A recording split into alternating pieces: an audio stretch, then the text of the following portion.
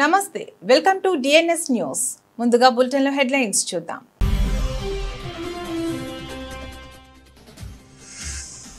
Shanghai సదస్సు కోసం చైనాలోని టియాన్జిన్ కు చేరుకున్న ప్రధాని మోదీ వందే మాతరం నినాదాలతో హోరెత్తిన విమానాశ్రయం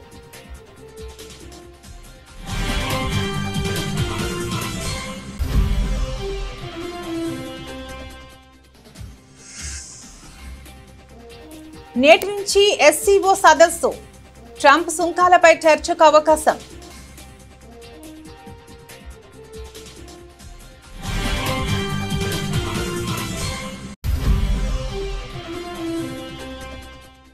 ట్రంప్ విధానాలు అమెరికా ప్రతిష్టను దెబ్బతీస్తున్నాయన్న మాజీ జాతీయ భద్రతా సలహాదారు అమెరికా కంటే చైనా బాధ్యతాయుతమైన దేశంగా కనిపిస్తుందని వ్యాఖ్య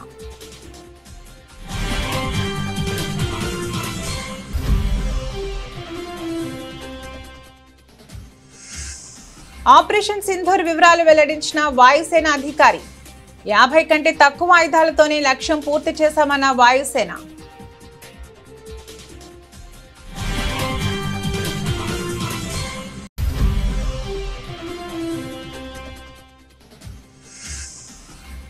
వరల్డ్ బుక్ ఆఫ్ రికార్డ్స్ పురస్కారం అందుకున్న బాలయ్య 50 ఏళ్ల సినీ ప్రస్థానానికి గాను దక్కిన ప్రతిష్టాత్మక అవార్డు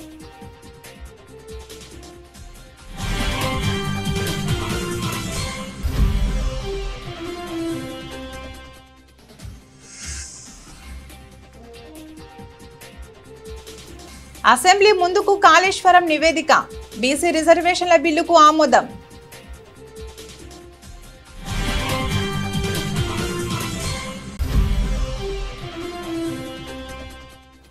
కుప్పానికి కృష్ణా జలాలు ఇచ్చిన ఘనత వైఎస్ జగన్దే సీఎంగా ఉండి బ్రాంచ్ కెనాల్ పనులు పూర్తి చేయలేని అసమర్థుడు చంద్రబాబు అంటూ మండిపడ్డ మాజీ మంత్రి అంబటి రాంబాబు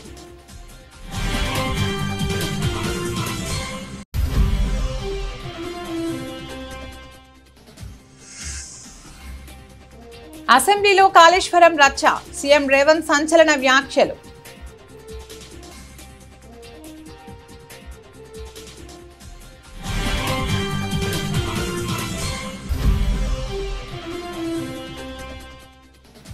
తెలంగాణ సీఎం సహాయ నిధికి 50 లక్షల రూపాయలు విరాళం ప్రకటించిన బాలకృష్ణ కామారెడ్డి సహా తెలంగాణలో భారీ వర్షాలు వరదలు బాధితుల సహాయార్థం విరాళం ప్రకటించిన బాలకృష్ణ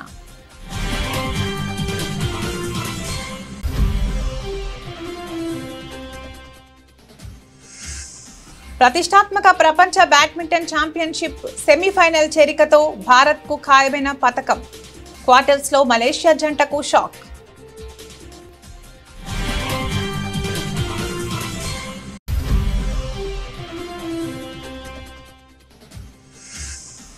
అనుష్క ప్రధాన పాత్రధారిగా ఘాటి హైలైట్ గా నిలవనున్న ఆమె యాక్షన్ సీన్స్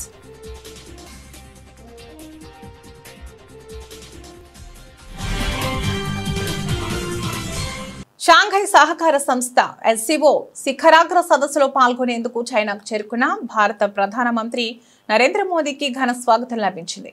శనివారం సాయంత్రం టియాన్జిన్లోని బిన్హాయ్ అంతర్జాతీయ విమానాశ్రయానికి చేరుకున్న ఆయనకు అక్కడ నివసిస్తున్న ప్రవాస భారతీయులు బ్రహ్మరథం పట్టారు. భారతీయ సంప్రదాయ నృత్యాలు, సాంస్కృతిక ప్రదర్శనలతో ఆయన్ను ఆహ్వానించారు. వందే మాతరం, భారత్ మాతాకి జై అంటూ దేశభక్తి నినాదాలతో ఆ ప్రాంతమంతా మారుమోగింది. జపాన్ పర్యటన ముగించుకుని నేరుగా చైనాకు వచ్చిన ప్రధానమంత్రి మోదీ ప్రవాస భారతీయుల ఆత్మీయ స్వాగతంపై సంతోషం వ్యక్తం చేశారు. చైనాలోని భారత సమాజం టియాన్జిన్లో ఎంతో ప్రత్యేకమైన స్వాగతం పలికింది అని ఆయన సామాజిక మాధ్యమం ఎక్స్ ద్వారా తెలియజేశారు. ఎస్సీఓ సదస్సులో భాగంగా వివిధ దేశాల అధినేతలతో లోతైన చర్చలు జరపనున్నట్లు ఆయన పేర్కొన్నారు. ఆదివారం నుంచి 2 రోజుల పాటు జరగనున్న ఈ సదస్సులో ప్రధానమంత్రి మోదీ కీలక ప్రసంగం చేయనున్నారు. ఈ పర్యటనలో భాగంగా ఆయన పలువురు ప్రపంచ నేతలతో ద్వైపాక్షిక సమావేశాలు నిర్వహించనున్నారు. ముఖ్యంగా ఆదివారం నాడు చైనా అధ్యక్షుడు షీ జిన్పింగ్ తో, సోమవారం నాడు రష్యా అధ్యక్షుడు వ్లాదిమిర్ పుతిన్ తో ప్రధానమంత్రి మోదీ సమావేశం కానుండటం ప్రాధాన్యం సంతరించుకుంది.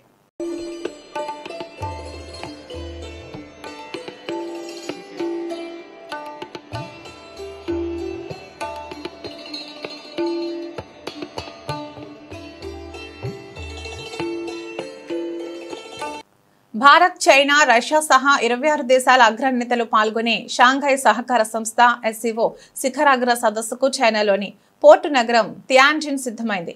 ఈ నెల 31 సెప్టెంబర్ 1 తేదీలో జరిగే ఈ సమావేశాలకు భారత ప్రధాని నరేంద్ర మోదీ, చైనా అధ్యక్షుడు జిన్పింగ్, రష్యా అధ్యక్షుడు వ్లాదిమిర్ పుతిన్లు హాజరవుతున్నారు. 2018 తర్వాత మోదీ చైనాను సందర్శించడం ఇదే తొలిసారి. ఇటీవల ట్రంప్ వివిధ దేశాలపై విధించిన సుంకాలతో ప్రపంచవ్యాప్తంగా నెలకొన్న అశాంతి నేపథ్యంలో ఈ SCO సమావేశం ప్రాధాన్యత సంతరించుకుంది. ఈ సుంకాల బాధకు గురైన పలు దేశాల అధ్యక్షులు ఈ సమావేశంలో పాల్గొంటున్నారు. సుంకాలతో బెదిరిస్తున్న అమెరికాకు ఈ సమావేశం ఎలాంటి సందేశం, హెచ్చరిక ఇస్తుందన్న అంశంపై అందరూ ఆసక్తిగా ఎదురుచూస్తున్నారు. SCO సమావేశానికి 3 దేశాల అగ్రనేతలతో పాటు పాకిస్తాన్ ప్రధాని షెహబాజ్ షరీఫ్, బెలారస్ అధ్యక్షుడు అలెగ్జాండర్ లుకాషెంకోతో పాటు కజకిస్తాన్, ఉజ్బెకిస్తాన్, కిర్గిస్థాన్, తజికిస్తాన్ దేశాధ్యక్షులతో పాటు పరిశీలక దేశాలైన Saudi Arabia, UAE, Qatar, Kuwait, Egypt, Cambodia, Bahrain, NATO సభ్య దేశమైన టర్కీ దేశాల నేతలు హాజరవుతున్నారు. 2001లో ఏర్పాటైన SCO ఎజెండాలో వేర్పాటువాదం, తీవ్రవాదానికి వ్యతిరేకంగా నిఘా సమాచారం పంచుకోవడం వంటివి ఉన్నాయి.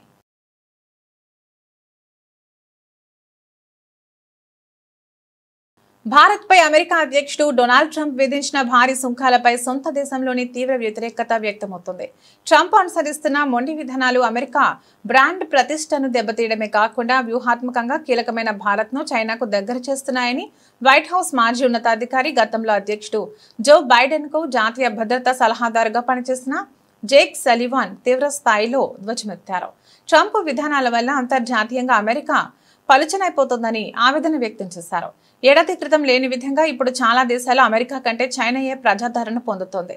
అమెరికా బ్రాండ్ ప్రతిష్ట మంటగలిసిపోతుండగా చైనా మరింత బాధ్యతాయుతమైన దేశంగా కనిపిస్తోందని ఆయన వ్యాఖ్యానించారు.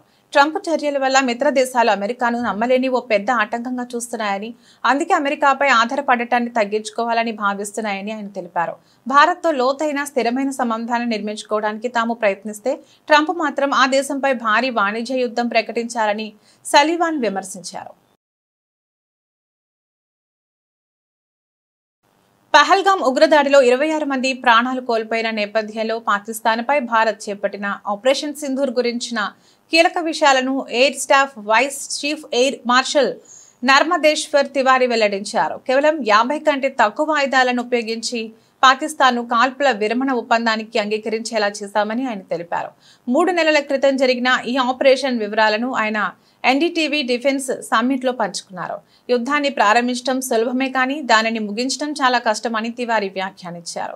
భారత వాయుసేన ముందు ఎన్నో లక్ష్యాలు ఉన్నప్పటికీ చివరికి అత్యంత కీలకమైన 9 ఎంచుకుని దాడులు నిర్వహించినట్లు తెలిపారు. కేవలం 50 లోపు ఆయుధాలతో సంఘర్షణను ముగించగలగడం మాకు అతిపెద్ద విజయమని ఆయన అన్నారు.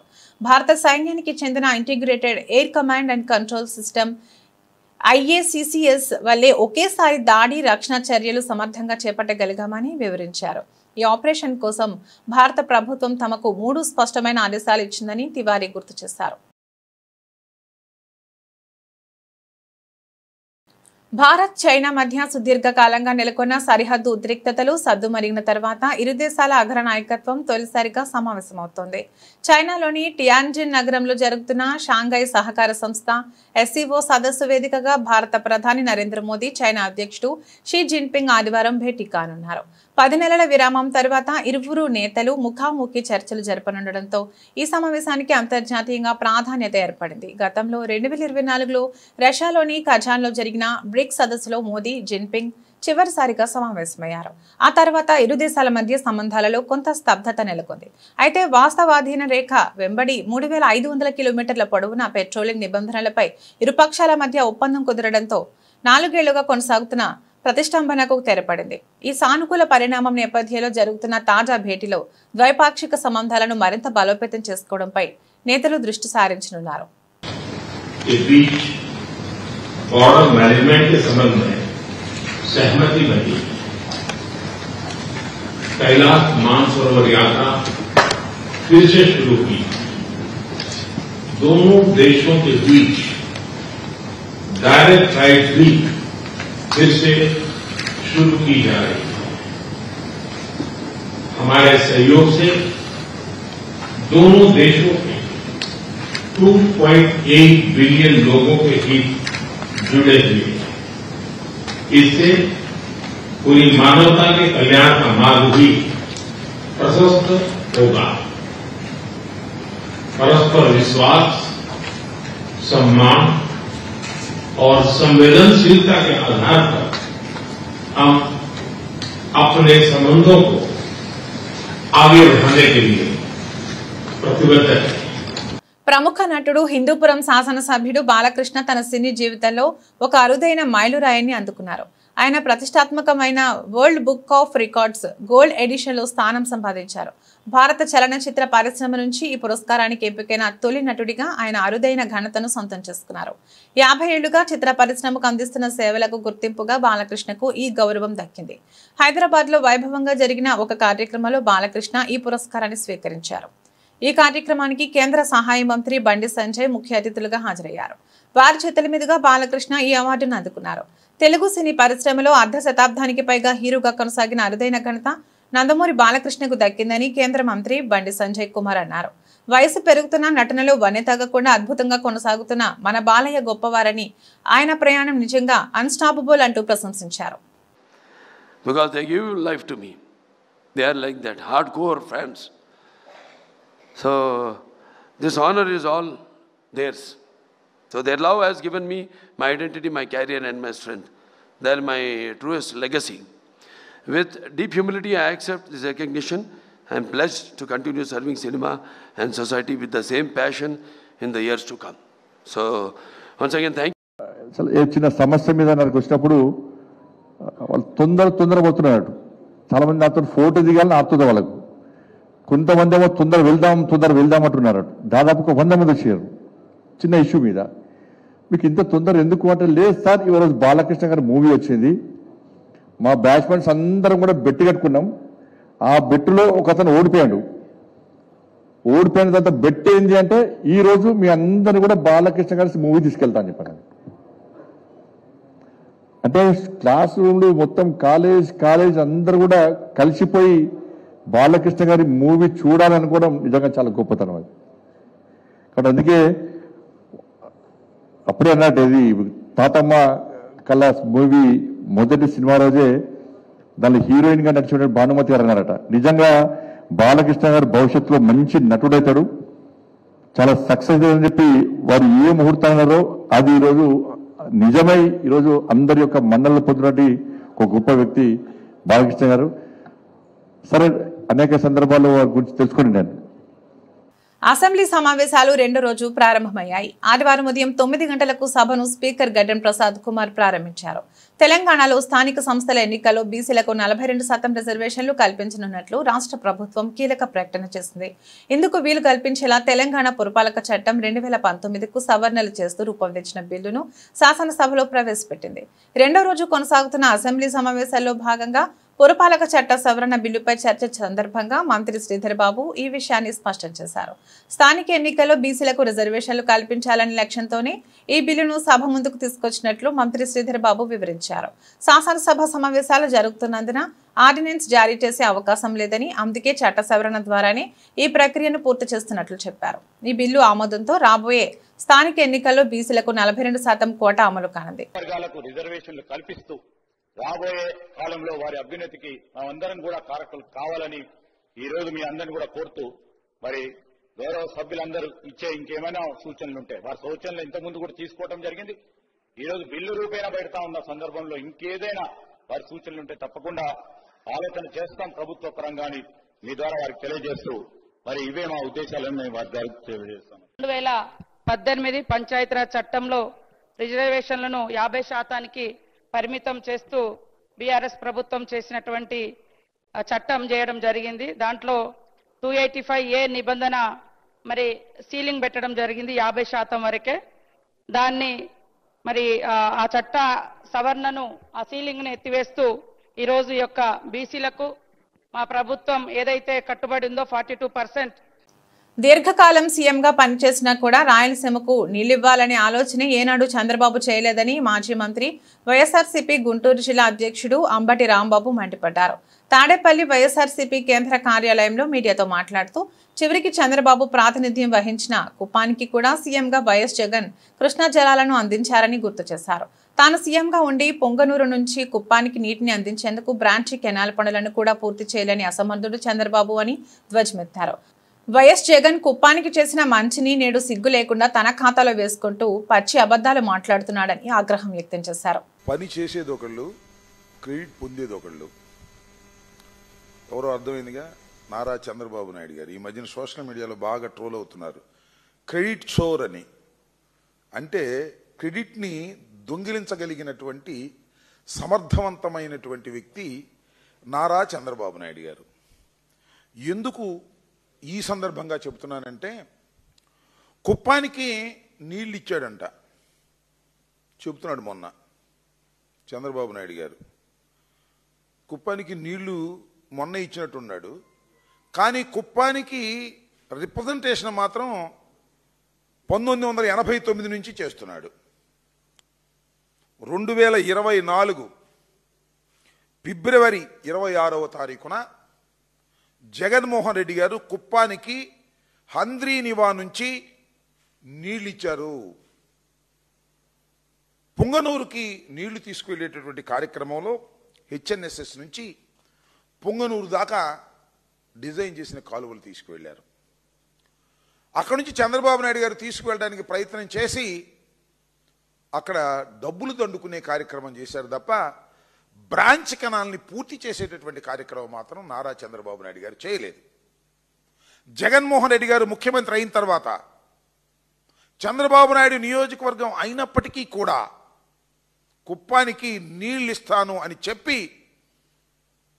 పొంగనూరు నుంచి బ్రాంచ్ కెనాల్ని శరవేగంగా తవ్వి తీసుకువెళ్ళి నీళ్ళు ఇచ్చారు.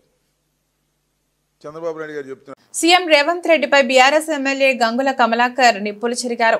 బీసీ రిజర్వేషన్ల విషయంలో కాంగ్రెస్ ప్రభుత్వం నిర్ణయాలను గంగుల కమలాకర్ తప్పుబట్టారు. శాసనసభలో బీసీ బిల్లుపై చర్చ సందర్భంగా గంగుల కమలాకర్ మాట్లాడారు. 42% రిజర్వేషన్లు రావాలని మా పార్టీ కూడా కోరుకుంటుంది. నేను బీఆర్ఎస్ పార్టీ తరపున మాట్లాడుతున్నా. 18 జీవో తర్వాత హైకోర్టు ఏం చేసిందంటే ఇందిరా సహాని ప్రకారం కమిషన్ వేయమని చెప్పింది. ఆ తర్వాత 46 జీవో తీసుకొచ్చింది. సూచనను విమర్శగా భావించకండి, మా సూచనను పరిగణలోకి తీసుకోండి. బీహార్లో బీసీ రిజర్వేషన్లు ఫెయిల్ అయినట్లు కావద్దు అని అంటున్నాను. నిజంగా బీసీలపై చిత్తశుద్ధి ఉంటే కమిషన్ ఆఫ్ ఎంక్వైరీ యాక్ట్ 1992 కింద మాత్రమే డెడికేటెడ్ కమిషన్ వేయాలని గంగుల కమలాకర్ డిమాండ్ చేశారు. 10 కాళేశ్వరం 42% రిజర్వేషన్ ఇస్తున్నామన్నారు అధ్యక్ష. బిల్లు తీసుకొస్తాం, బిల్లు తర్వాత జీవో తీసుకొస్తామని చెప్పారు. నేను గౌరవ ముఖ్యమంత్రి సూటిగా అడుగుతున్నాను, ఈ రాష్ట్రం యొక్క అసెంబ్లీ తీర్మానం చేసిన తర్వాత బిల్లు పాస్ అయిన జీవో ఇవ్వాలంటే మరి ఈ 22 నెలలు ఏం చేసింది? మరి అప్పుడే మీ ప్రభుత్వం ఏర్పడిన తర్వాత 6 నెలలు ఇస్తామని చెప్పి కామన్ డిక్లేర్ ఇచ్చారు కదా. అదే రోజు మీరు జీవో వచ్చి ఎన్నికలు పోస్తుండే కదా. మరి ఎందుకు జీవో వేయకుండా సుమారు 6 కమిటీలు వేసిన అధ్యక్ష? నేను ఒకటి వరుసగా మీరు చెప్తున్నా అధ్యక్ష, మీరు నిజంగానే ఈ రోజు కార్యక్రమం చేసే విధంగా అప్పుడే చేస్తే గిట్ట మీరు ఈ జీవో నెంబర్ 26 తీసుకొచ్చారు. జీవో నెంబర్ 26 మార్చి 2024 తీసుకొచ్చారు. బ్యాక్వర్డ్ క్లాస్ డిపార్ట్మెంట్ నుంచి జీవో ఇష్యూ చేసిన అధ్యక్ష. ఆ జీవోలో క్లియర్ గా రిజర్వేషన్ పాస్ చేసినాం, కులగన్న సర్వే చేస్తామని చెప్పి తెలియదు అధ్యక్ష. ఈ జీవో నెంబరు బీసీ కమిషన్ ద్వారా వచ్చింది 26. దాని తర్వాత బీసీ కమిషన్ మాయమైంది, లేదు బీసీ కమిషన్. జీవో నెంబర్ 18 తీసుకొచ్చిండ్రు, ప్లానింగ్ డిపార్ట్మెంట్ ద్వారా బీసీ ప్లానింగ్ డిపార్ట్మెంట్ ద్వారా సర్వే చేస్తామని చెప్పింది. కాళేశ్వరం కమిషన్ రిపోర్టులో కీలక అంశాలు వెలుగులోకి వచ్చాయని సీఎం రేవంత్ రెడ్డి అన్నారు. ఆదివారం అసెంబ్లీలో జరుగుతున్న కాళేశ్వరం నివేదిక చర్చలో భాగంగా ఆయన కీలక వ్యాఖ్యలు చేశారు. ఈ మేరకు ఆయన మాట్లాడుతూ కేసీఆర్ది కల్వకుంట్ల కుటుంబం కాదు, కల్వకుండా చూసే కుటుంబం అని ఆరోపించారు. సరైన ప్రణాళిక లేకుండా మేడిగడ్డ నిర్మాణం చేపట్టారని తెలిపారు. 3 ప్రాజెక్టుల ప్రణాళిక నిర్మాణంలో పూర్తి లోపాలు ఉన్నాయని పేర్కొన్నారు. కాళేశ్వరంలో తప్పిదాలున్నాయని, నిపుణులు కమిటీ సూచనలను కూడా గత ప్రభుత్వం పట్టించుకోలేదని మండిపడ్డారు. భూగర్భ పరిస్థితులు దృష్టిలో పెట్టుకోలేదని నివేదికలో ఉందని స్పష్టం చేశారు. కాళేశ్వరం డిజైన్ నిర్మాణ నాణ్యతలో లోపాలున్నాయని రిపోర్టులో వెలువడిందని సీఎం రేవంత్ తెలిపారు. అన్నారం బ్యారేజ్లో మట్టి అంచనాలు తప్పుగా ఉన్నాయని పేర్కొన్నారు. పనుల పర్యవేక్షణలో కూడా లోపాలున్నాయని విమర్శించారు. ప్రాజెక్టు CWC అనుమతుల్లోనూ లోపాలున్నట్లు పీసీ ఘోష్ నివేదిక చెబుతున్నట్లు చెప్పుకొచ్చారు. కాంట్రాక్టర్ల లబ్ధికే అంచనాల పెంపు నిబంధనలు సడలించారని విమర్శించారు. ఏజెన్సీలకు లబ్ధి చేకూర్చాలన్న దురుద్దేశంతో అంచనాలు సవరించారని ఆరోపించారు. అంచనాలు సవరించి ఖజానాకు నష్టం చేకూర్చారని నివేదికలో పేర్కొందని స్పష్టం చేశారు. అన్నారం, సుందిళ్ల, మేడిగడ్డ నిర్వహణ సరిగా లేదని కమిషన్లో ఉందన్నారు. క్వాలిటీ కంట్రోల్ సరిగా లేదు. ఆనకట్టల డిజైన్లు, డ్రాయింగ్స్ లో లోపాలున్నాయని ధ్వజమెత్తారు. ఏం చేసిండ్రు, ఏం మాట్లాడిండ్రు, ఏం హామీ ఇచ్చిండ్రు, ఏ నిర్ణయం మేరకు ముందుకు వెళ్తున్నావో వీళ్ళు మాకు సూక్తులు చెప్పాల్సిన అవసరం లేదు అధ్యక్ష. వాళ్ళ నాయకుడు మొదట సభలో వచ్చి కూర్చోమన్నారు అధ్యక్ష. రాహుల్ గాంధీ వచ్చిండా లేదా? రాహుల్ గాంధీ ఆదేశం లేకుండా రేవంత్ రెడ్డి గారు ఇక్కడ ఈ నిర్ణయాలన్నీ చేస్తాడా అధ్యక్ష?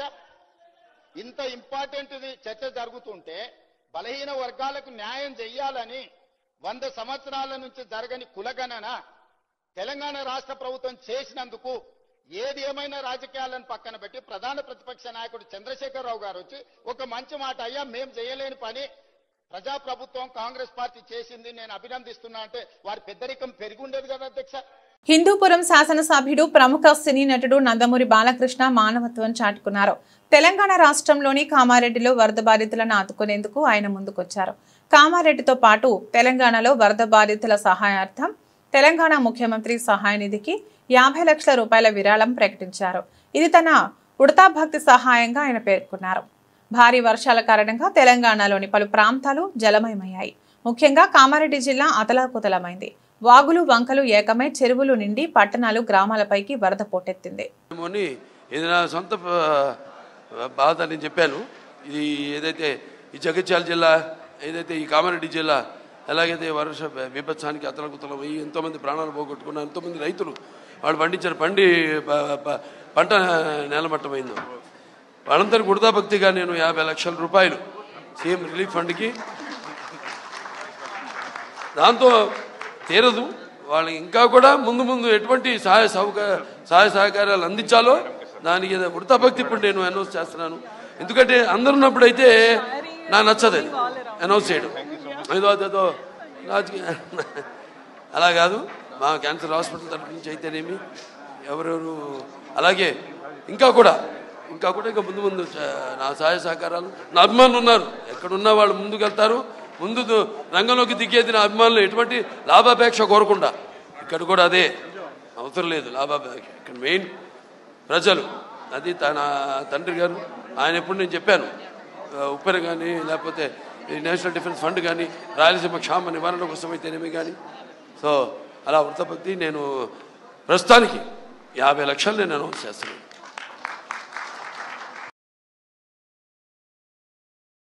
ప్రతిష్టాత్మక ప్రపంచ బ్యాడ్మింటన్ ఛాంపియన్షిప్ లో భారత్ కు పతకం ఖాయమైంది. డబుల్ స్టార్ జోడీ సాత్విక్ సాయిరాజ్, చిరాగ్ శెట్టి సెమీఫైనల్ కు దూసుకుపోయింది. దాంతో మనకు కనీసం కాంస్య పతకం లభించనుంది. శుక్రవారం అర్ధరాత్రి జరిగిన పురుషుల డబుల్స్ క్వార్టర్ ఫైనల్లో తెలుగు కుర్రాడు సాత్విక్, చిరాగ్ ముంబై ద్వయం 21-12, 21-19తో చిరకాల ప్రత్యర్థి మలేషియాకు చెందిన వరల్డ్ నెంబర్ 3 జంట ఆరోన్చియా సోవు ఇగ్జీ షాక్ ఇచ్చింది. గత ఏడాది ఇదే మలేషియా జోడీ చేతిలో క్వార్టర్ ఫైనల్ ఓటమితో ప్యారిస్ ఒలింపిక్స్ పతకాన్ని సాత్విక్ జంట మిస్ అవ్వడం గమనార్హం. ఈ విజయంతో ఆ పరాజయానికి భారత ద్వయం ప్రతీకారం తీర్చుకుంది. ఇక ప్రపంచ 9వ ర్యాంకర్ సాత్విక్ చిరాగ్ కు వరల్డ్ ఛాంపియన్షిప్ లో ఇది 2వ పతకం కావడం విశేషం. 2022 టోర్నీలో ఈ జోడీ కాంస్య పతకం గెలుచుకుంది. ఈ క్రమంలో పివి సింధు ఓ స్వర్ణం, 2 రజతాలు, 2 కాంస్యాలు, సైనా నెహ్వాల్ ఓ రజతం, ఓ కాంస్యం తర్వాత 1 కంటే ఎక్కువ ప్రపంచ పతకాలు నెగ్గిన భారత షట్టర్లుగా సాత్విక్, చిరాగ్ రికార్డు సృష్టించారు. అంతేకాదు సాత్విక్ ద్వయం సెమీస్ చేరికతో ప్రపంచ ఛాంపియన్షిప్లో 2011 నుంచి కనీసం 1 పతకం గెలుస్తూ వచ్చిన భారత సంప్రదాయాన్ని కొనసాగించినట్టయింది. సాత్విక్, చిరాగ్ ద్వయం సెమీఫైనల్లో చైనాకు చెందిన 11వ సీడ్ చెన్ బో యాంగ్, లియు ఈ జంటతో తలపడనుంది. ఇక క్వార్టర్ ఫైనల్ పోరులో తొలి గేమ్లో 4-2 ఆధిక్యంలో నిలిచిన భారత జంట ఆపై 9-3తో ముందుకెళ్లి విరామానికి 11-5తో నిలిచింది. తర్వాత మరింత జోరు ప్రదర్శించిన సాత్విక్ చిరాగ్ గేమ్ను చేజెక్కించుకుంది. రెండో గేమ్లో భారత జోడీకి ఎదురు లేకపోయింది. సాత్విక్ పదునైన సర్వీస్లు, చిరాగ్ బ్యాక్కోర్ట్ స్మాష్లకు 2 సార్లు ఒలింపిక్ పతక విజేతలైన చియా సో కుదేలయ్యారు. ఇదే జోరులో భారత జోడీ 17-12తో ఆధిక్యంలోకి దూసుకుపోయింది. చివర్లో 18-19తో మలేషియా జంట పోటీలోకి వచ్చే ప్రయత్నం చేసిన ఒత్తిడి దరిచేరనియని సాత్విక్ చిరాగ్ ఆ గేమ్తో పాటు మ్యాచ్ను కైవసం చేసుకున్నారు. తెలుగు, తమిళ భాషలో అనుష్కకి ఉన్న క్రేజ్ గురించి ప్రత్యేకంగా చెప్పుకోవాల్సిన పని లేదు. అందానికి అసలైన కొలమానం అనుష్క అని ఆమె ఫ్యాన్స్ అంటారు. అనుష్క సినిమాల సంఖ్య తగ్గించి చాలా కాలమైంది. నాయిక ప్రధానమైన కథల వైపే ఆమె ఎక్కువగా మొగ్గు చూపుతోంది. అలా ఆమె అంగీకరించిన సినిమానే ఘాటి. యూవీ, ఫస్ట్ ఫ్రేమ్ బ్యానర్లు కలిసి ఈ సినిమాను భారీ బడ్జెట్తో నిర్మించారు. ఈ సినిమాకి క్రిష్ దర్శకుడు. ఇటీవల ఈ సినిమా నుంచి వదిలిన ట్రైలర్ ఒక్కసారిగా అంచనాలు పెరిగేలా చేసింది. గంజాయి మోసే కూలీగా ఈ సినిమాలో అనుష్క కనిపించనుంది. ఇతర ముఖ్య పాత్రలో జగపతి బాబు, విక్రమ్ ప్రభు, రమ్యకృష్ణ, జిషు సేన్ గుప్తా కనిపించనున్నారు. ఈ సినిమాలో అనుష్క భారీ యాక్షన్ సీక్వెన్స్ లో పాల్గొన్నట్లుగా ట్రైలర్ చూస్తేనే అర్థమైపోయింది. ఆమెకు సంబంధించిన యాక్షన్ ఎపిసోడ్స్ ఈ సినిమాకి హైలైట్ అని చెబుతున్నారు. తమకి ఆధారమైన కొండ ప్రాంతంపై కొన్ని స్వార్థ శక్తులు పట్టు బిగించడానికి ప్రయత్నిస్తే వాళ్లతో పోరాటానికి దిగే పాత్రలో అనుష్క కనిపించనుంది. 2 ఏళ్ల తర్వాత అనుష్క నుంచి వస్తున్న సినిమా కావడంతో అభిమానులు ఈ సినిమా పట్ల ఆసక్తిగా ఉన్నారు. 5 భాషల్లో సెప్టెంబర్ 5న విడుదలవుతున్న ఈ సినిమా ఏ స్థాయిలో ఆడియన్స్ ను ఆకట్టుకుంటుందనేది చూడాలి. బులెటిన్ ముగించే ముందు హెడ్లైన్స్ మరొకసారి.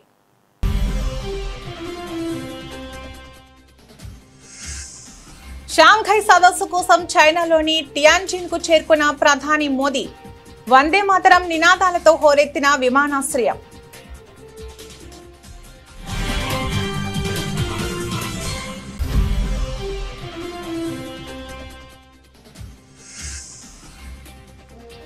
నేటి నుంచి ఎస్సీఓ సదస్సు.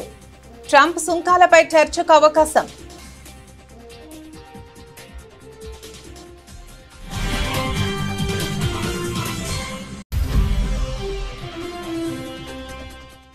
ట్రంప్ విధానాలు అమెరికా ప్రతిష్టను దెబ్బతీస్తున్నాయన్న మాజీ జాతీయ భద్రతా సలహాదారు. అమెరికా కంటే చైనా బాధ్యతాయుతమైన దేశంగా కనిపిస్తుందని వ్యాఖ్య.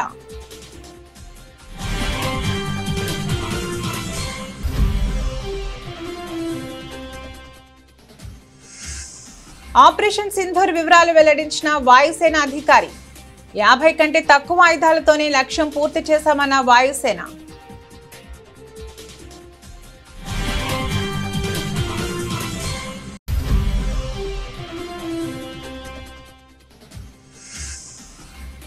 వరల్డ్ బుక్ ఆఫ్ రికార్డ్స్ పురస్కారం అందుకున్న బాలయ్య. 50 ఏళ్ల సినీ ప్రస్థానానికి గాను దక్కిన ప్రతిష్టాత్మక అవార్డు.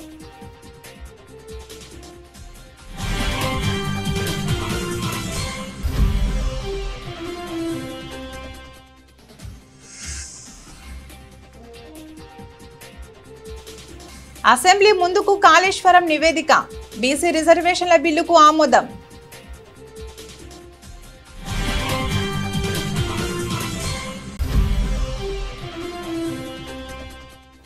కుప్పానికి కృష్ణా జలాలు ఇచ్చిన ఘనత వైఎస్ జగన్దే. సీఎంగా ఉండి బ్రాంచ్ కెనాల్ పనులు పూర్తి చేయలేని అసమర్థుడు చంద్రబాబు అంటూ మండిపడ్డ మాజీ మంత్రి అంబటి రాంబాబు.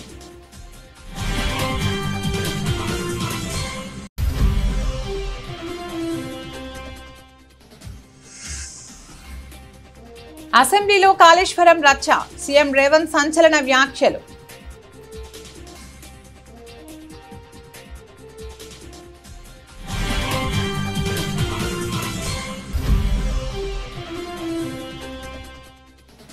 తెలంగాణ సీఎం సహాయ నిధికి 50 లక్షల రూపాయలు విరాళం ప్రకటించిన బాలకృష్ణ. కామారెడ్డి సహా తెలంగాణలో భారీ వర్షాలు, వరదలు. బాధితుల సహాయార్థం విరాళం ప్రకటించిన బాలకృష్ణ.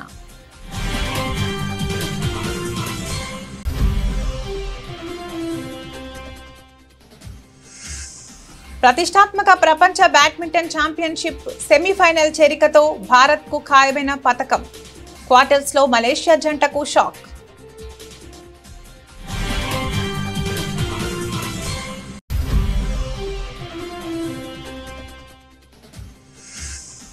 అనుష్క ప్రధాన పాత్రధారిగా ఘాటి హైలైట్ గా నిలవనున్న ఆమె యాక్షన్ సీన్స్.